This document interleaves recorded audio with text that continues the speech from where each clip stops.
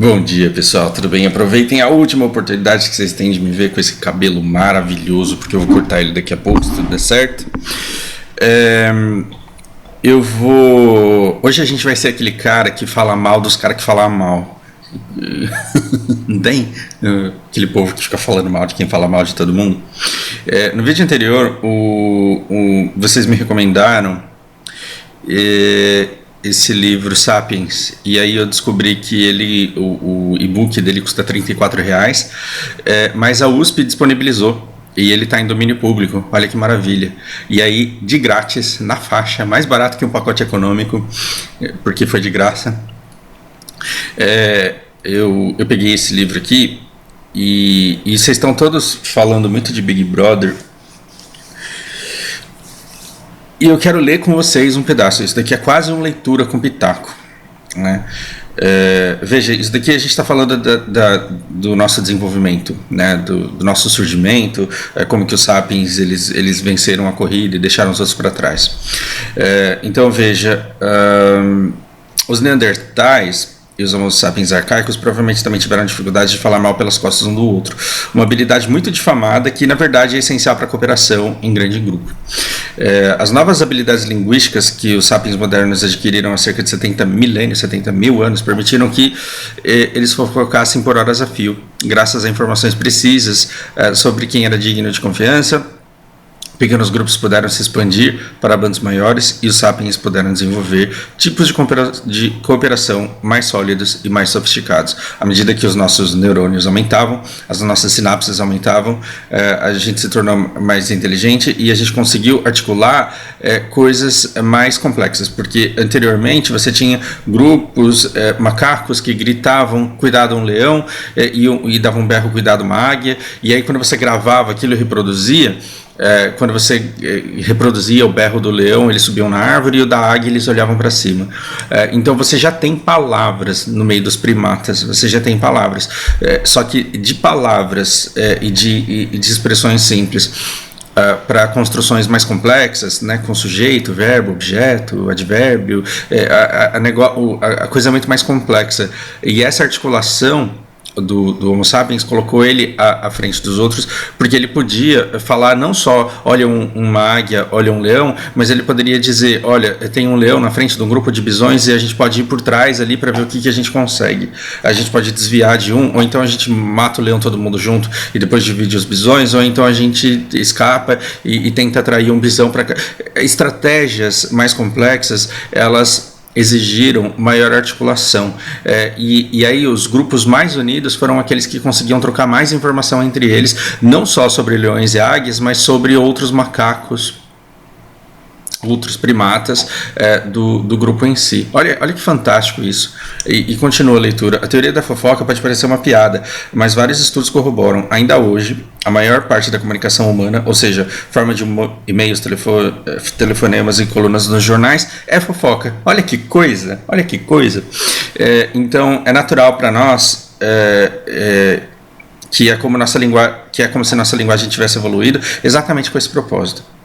Você acha que quando almoçam juntos, professores de história conversam sobre casos da Primeira Guerra Mundial e que os físicos nucleares passam o intervalo do café em conferências científicas falando sobre partículas subatômicas? Às vezes, mas com frequência eles fofocam sobre a professora que flogou o marido com outra, ou sobre a briga entre o chefe do departamento e o reitor, ou sobre os rumores de que um colega usou a verba de pesquisa para comprar um Lexus, um carrão.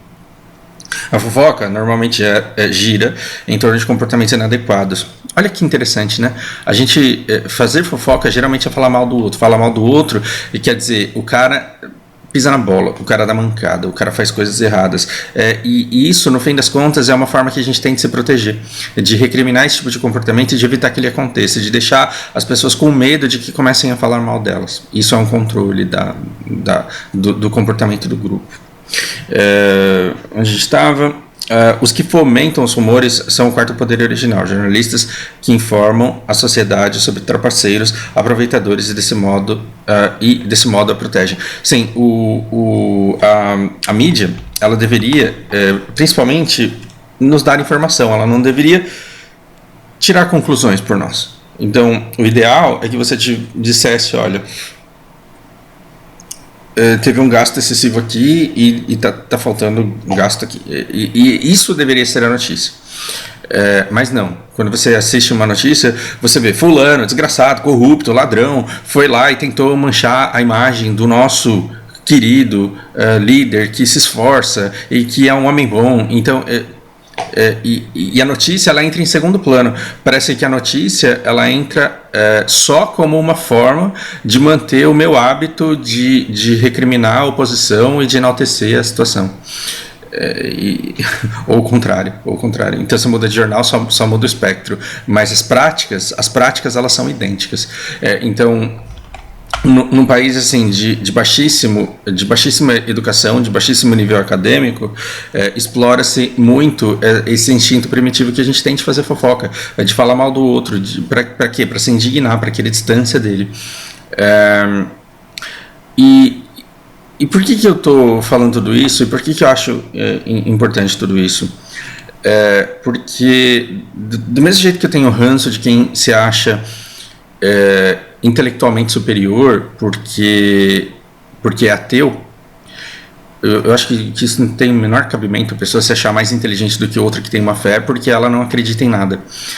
E pior, porque ela tem convicção de que Deus não existe. Não sei como é que uma pessoa pode ter essa convicção, essa certeza, não entendo. Respeito, mas eu acho pretensão demais você ter certeza absoluta de que Deus não existe. Mas aí, claro, sendo esse Deus uma concepção mais ampla da origem das coisas e da força que deu, né, que transformou a inércia em parada e em inércia em movimento. Nossa, que jeito porco de me expressar agora. Mas vocês entenderam. Do mesmo jeito que eu acho, eu tenho ranço desse ateu que se orgulha e se acha inteligente por ser ateu, eu também não gosto de pessoas que acham que são superiores porque elas não fazem fofoca. E é engraçado porque dizem que a gente tem ranço daquilo que reflete um pouco de um lado nosso que a gente não aceita. E isso é verdade, porque eu já fui esse ateu nojentinho, que me achava mais intelectual e mais esperto do que os outros, porque eu não acreditava em Deus e eu achava que todo mundo que acreditava era meio burro. E aí, assim, demorou muito, eu precisei de uns 5 anos para perceber que o burro era eu, na verdade. E não que hoje eu me ache inteligente, iluminado, nada disso. Mas houve uma época da minha vida em que eu tinha ranço de pessoas que faziam fofoca. E quando eu parava para pensar por que eu tinha esse ranço, é porque eu achava que falando da vida dos outros, elas não construíam nada para elas. Mas aí é que tá, a sede que eu tinha de construir coisas para mim era uma sede minha que eu tinha. Agora, se o outro não tem sede de conhecimento nenhum e o que ele gosta mesmo é de ficar assistindo Big Brother, quem sou eu para ir lá falar pro cara que ele tá vivendo a vida dele errado? Então, eu acho que talvez, eu sinto, eu posso estar errado ainda, né? Mas eu sinto que eu amadureci para um ponto em que eu vejo pessoas se juntando para fazer fofoca e eu falo que é uma maneira que elas têm de se aproximarem, de se unirem e de passarem um tempo, já que elas não estão querendo Guru 50 de alquimia no BDO. E que, afinal de contas, no final das contas, esse Guru 50 também não serve para porra nenhuma, não vai me fazer um real mais rico no mundo real e só vai me deixar pensando, meu Deus, e agora o que eu faço? Você não precisa ter um propósito, você pode ter. É bom que você tenha umas metas aí, mas no fim das contas nada dá em nada. Me xinguem de niilista aí se vocês quiserem.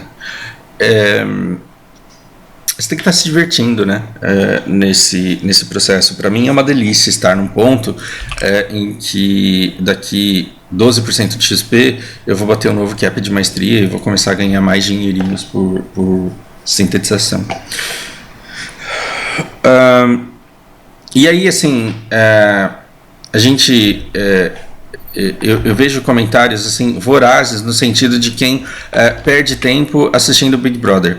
E aí eu vou contar um negócio pra vocês. Eu não assisto, realmente não tenho interesse, mas quando eu paro para pensar nos programas que eu assisto, quando eu paro para pensar nas coisas que eu faço, meio que as coisas que eu faço, elas também não estão levando a nada, da mesma forma que o Big Brother não leva. Só que esse Big Brother, ele pode ser, assim, ele pode ser não de tudo inútil, por exemplo.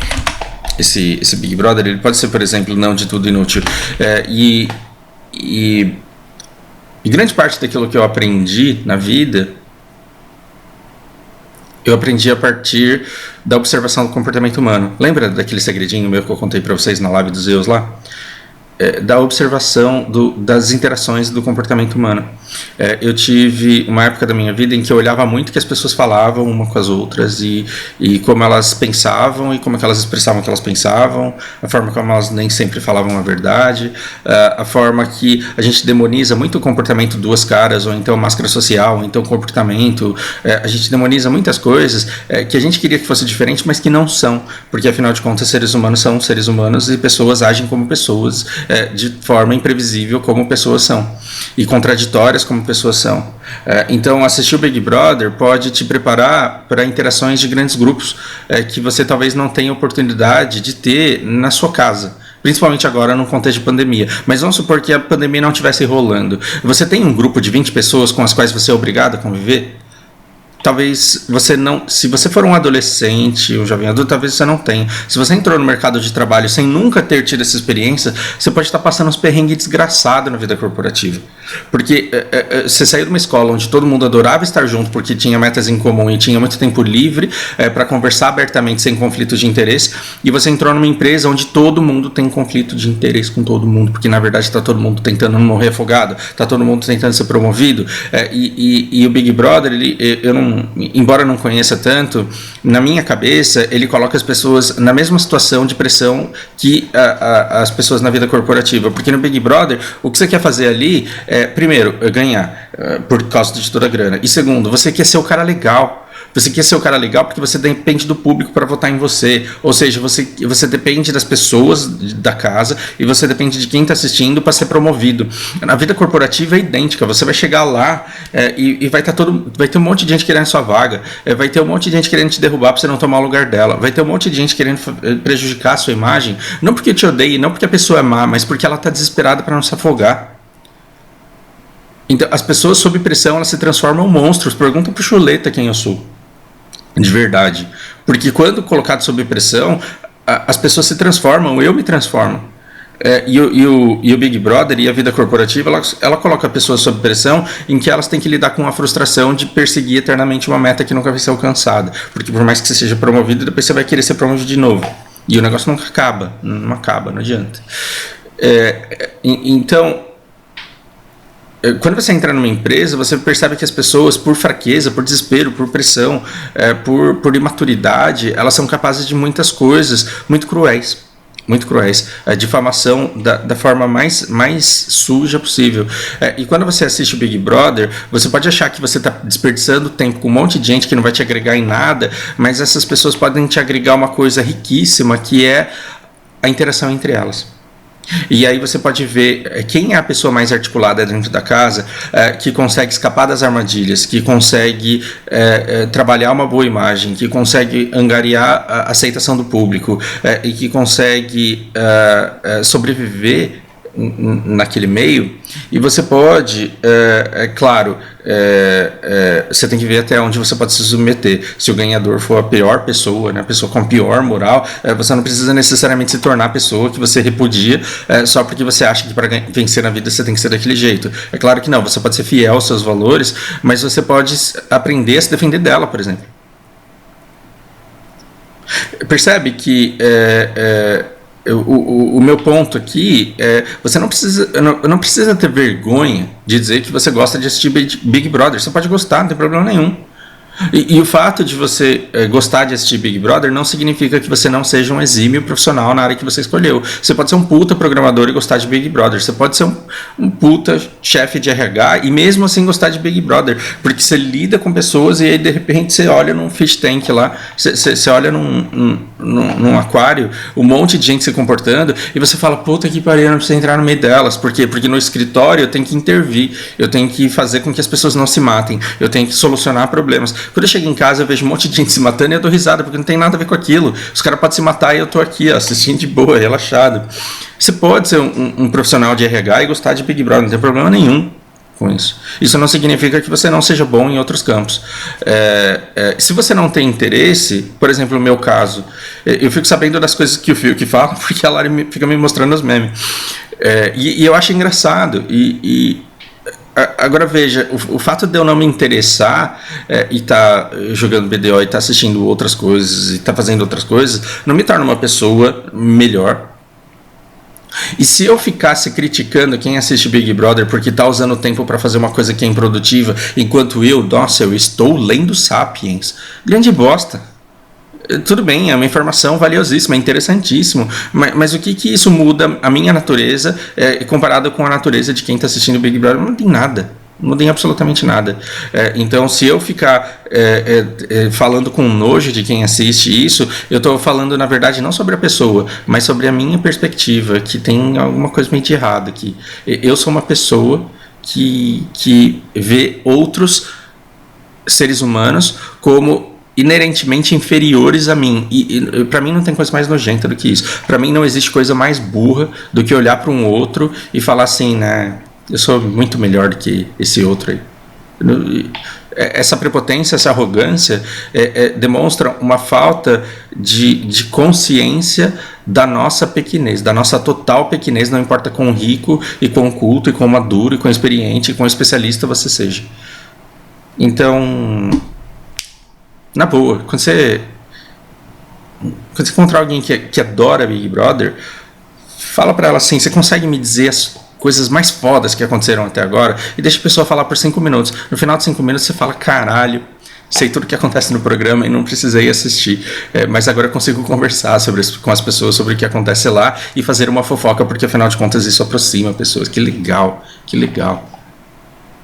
Você não precisa ler aquele livro assim de como fazer amizades e influenciar pessoas. Assistir Big Brother, começa a conversar sobre isso com seus vizinhos, que dá bom. Gente, por hora é isso. Grande abraço.